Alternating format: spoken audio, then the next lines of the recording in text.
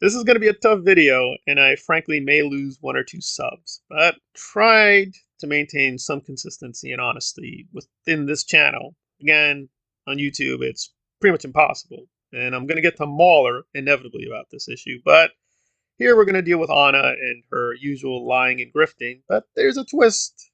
There's a subversion of expectation because I do partly agree, but in a way that's not flamingly homophobic. Let's get to the issue at hand that Obi-Wan may or may not now be canonically bisexual. And of course, Anna has issues because they're ruining the George Lucas story. So let's hear her whine away. Harvest, Obi-Wan shouted. Now, this is a kid's book. Remember that.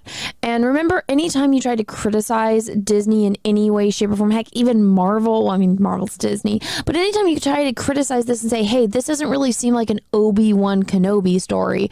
Also, this doesn't really seem like a Star Wars story.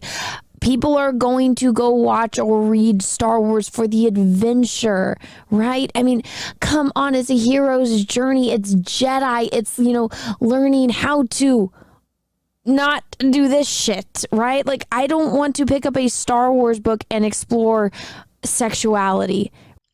Well, okay, but the obvious radical flaw in her argument, I don't want to say argument because Anna does not have much of a rational brain, but to be nice to her, she does recognize a few wrong things with the George Lucas mythology. So to give her a lot of points, she's somewhat negative to Revenge of the Sith, which is pretty brave because now every other moron thinks Revenge of the Sith is the greatest film of all time for reasons. Now I recognize Revenge of the Sith does have great moments. I would even be comfortable putting it on the greatest films of all time list, but I'm comfortable putting it 25 to 50. But putting it anywhere closer than that to number one, no, it just has too many issues. And to give her a lot of credit, she does recognize those issues.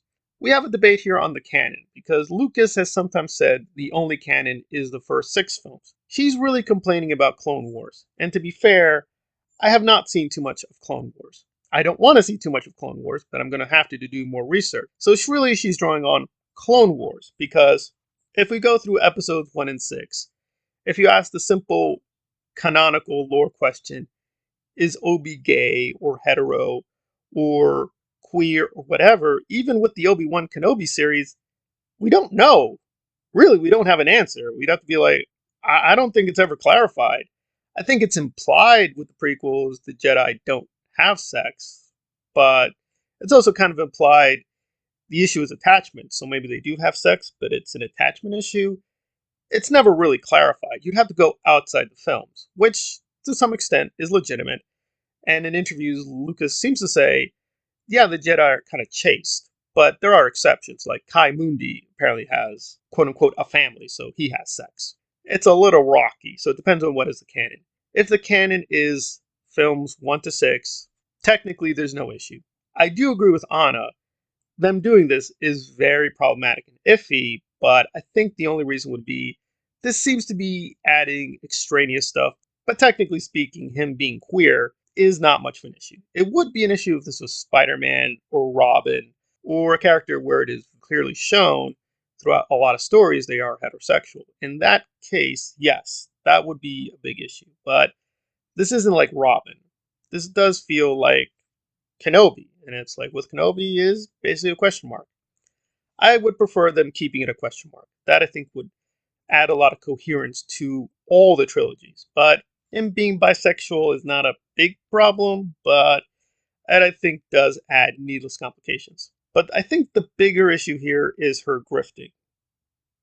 On instead of trying to build upon that, they have been trying to break down every little bit and piece of George Lucas's legacy. So today we are Okay, well, the problem again is episodes 1 to 6. It's not really an issue because, again, good or bad, George Lucas did pull the trigger on this. So maybe with the Jedi, this might be an issue, but not really in terms of the larger universe, because guess what? There is a gay character under the Lucas canon. And what's really shocking, this comes from a pro-Lucas source. It kind of just becomes a chore to sit through this. One thing I will say I love is Zero the Hutt. He's the one thing that really will show you that we're still in the George Lucas era of Star Wars here. Because, I mean, do you know how far somebody would get now if they went to Lucasfilm and said, okay, we want to do a new Hutt, but the idea is that he'll be gay and he's purple and he's got feathers and body paint and he talks like Truman Capote. I mean, Kathleen Kennedy would think that person was on drugs and they'd be fired faster than Colin Trevorrow. But that's the kind of thing that Lucas could do because, you know, fuck you, he felt like it and he thought it was funny, and so he did it. And it's actually hilarious. I love it. It's those kind of... Apparently, one of the Hutts is curious. She's actually empirically wrong to say, George Lucas would never do this. Guys, George Lucas, I know George Lucas. I know the Star Wars canon. Apparently not. You forgot an entire film. And she's done this before. She just forgets key facts. She just forgets key moments. Now, I get it. She's a liar. She's a moron. She's a fucking dope. And she's a grifter. But really, this is just being incompetent. Like, I don't want to see this film. So I don't want to confirm what Rick Worley says. But to give him credit, he does a lot of good research. Most of it is pretty solid. I don't agree with his interpretations, which are frankly stupid. But he does do a lot of solid research. It would not shock me if one of the Hutts is gender fluid. The obvious dilemma would be, well, if that's the Hutts, then we're back to the Jedi. Like, well, if one of the Hutts can be gender fluid, well, why not one of the Jedi? And say, well, George Lucas only approved that the Hutts could be gender fluid. That's not going to work. If some characters are now canonically gender fluid, then in principle, the other characters can be gender fluid. That's just being rational and open minded. Probably George Lucas should not have done this, but he did do it. She's wrong. But Rick Worley is also wrong because guess what? KK did do it. He's like, hey guys, you think KK is gonna let in the gay or the queer? She did. She did that. She did that. She did that several times already. The grifters who are holding up this mythical George Lucas, they're not making any sense. They're just grifting. Granted, Rick at least puts in more effort with the homework, but he's also grifting because, boy, his tour of George Lucas is so propagandistic. I mean, really, Stalin is more honest with his version of history. It's just a psychopathic retelling of Star Wars.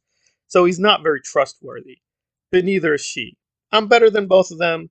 I'm going to have to say this is technically not a canonical violation. However, I do agree you don't want to keep adding too many things to the character.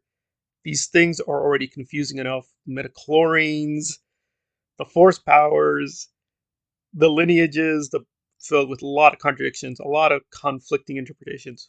Let's not add to more confusion. So on that basis, they probably shouldn't do this. But again, ironically, in terms of George Lucas canon, there's really nothing here. There's no reason to complain. If she had done her homework, she'd know that. But, Anna is not just a whore, but a very, very lazy whore. And a very lazy homophobic whore. And as lazy homophobic whores go, she's one of the worst. But again, she did raise a legitimate issue. But if she had done more homework, she'd know there's no reason to complain.